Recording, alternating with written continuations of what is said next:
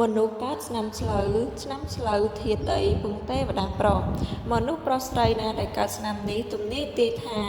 មានគេស្រឡាញ់រាប់អានច្រើនតែច្រើនអភ័ព្វគូព្រេងចិត្តច្រើនរវើរវាយ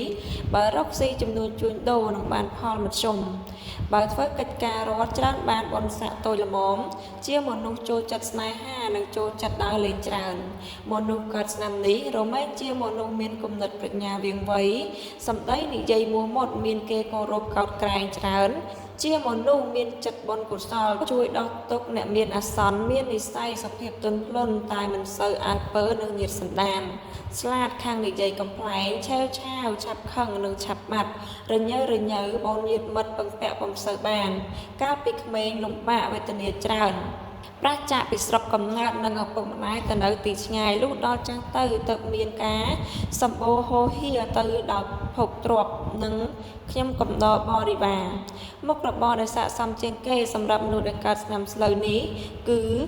ពេទ្យមេធាវីឬការងាររាជការដែលតាក់ទងទៅនឹងរដ្ឋបាលការធ្វើស្រែចម្ការការងារដែលយកកម្លាំងកាយទៅបដូរ